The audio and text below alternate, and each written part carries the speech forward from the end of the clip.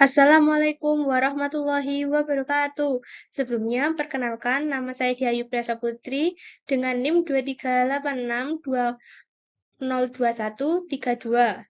Saya dari kelas 4D PGSD. Kali ini, saya akan membuat video untuk memenuhi tugas mata kuliah strategi pembelajaran yang diampu oleh Ibu Urip Tisngati, MPD. Pada kali ini, saya akan menjelaskan mengenai penerapan strategi pembelajaran kooperatif Jigsaw dalam meningkatkan partisipasi siswa sekolah dasar. Oke, selanjutnya daftar isinya terdapat yang pertama adalah latar belakang, yang kedua adalah strategi Jigsaw mengenai konsep dan langkah-langkah. Yang ketiga adalah penerapan di kelas sekolah dasar. Selanjutnya ada hasil dan dampak, simpulan dan saran, dan yang terakhir adalah daftar pustaka. Oke, latar belakang. Partisipasi aktif siswa merupakan salah satu indikator keberhasilan dalam proses pembelajaran sekolah dasar. Namun, dalam praktiknya masih banyak ditemukan model pembelajaran konvensional yang cenderung membuat siswa menjadi pasif dan hanya menjadi penerima informasi. Strategi pembelajaran kooperatif tipe Jigsaw hadir sebagai alternatif untuk meningkatkan partisipasi dan keterlibatan aktif siswa dalam kegiatan pembelajaran.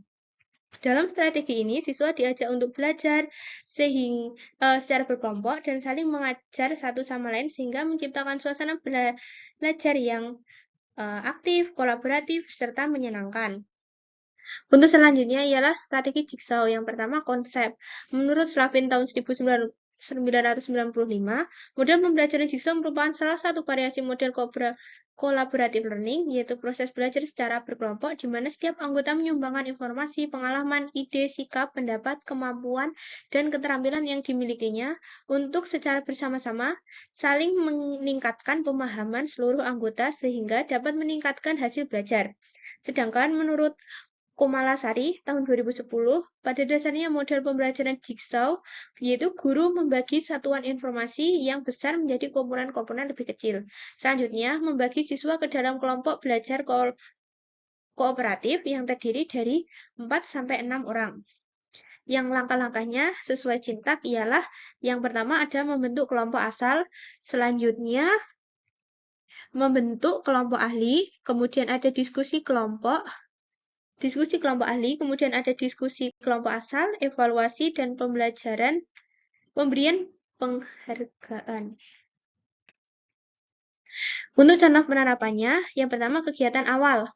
Ini sesuai Cintak, yaitu yang pertama adalah guru memberi salam dan berdoa serta presensi. Siswa disapa, dipersilahkan berdoa dan presensi kehadirannya oleh guru.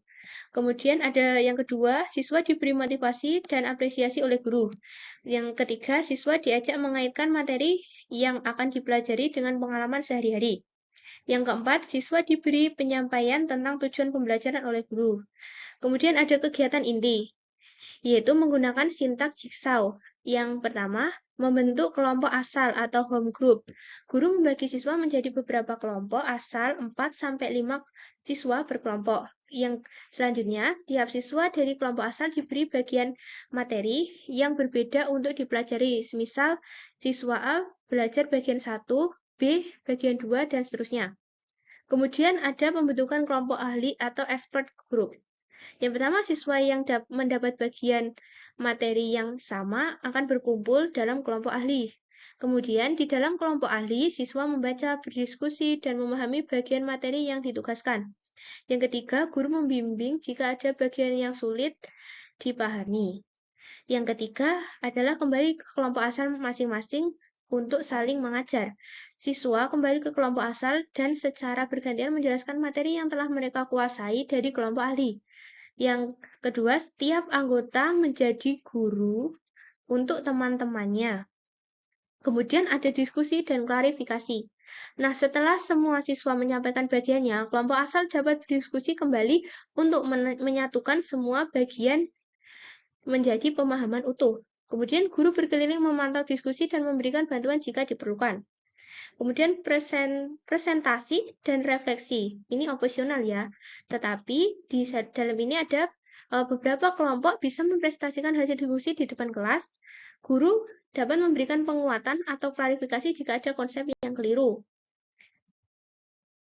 Nah, yang terakhir adalah penutup. Kegiatan penutup ini adalah refleksi pembelajaran. Guru mengajak siswa merefleksikan kegiatan hari ini. Apa yang telah kalian pelajari hari ini? Apa yang kalian rasakan dari belajar dan cara saling mengajar? Kemudian ada pemberian umpan balik dan penguatan. Semisal, guru memberikan apresiasi atas kerjasama dan partisipasi siswa.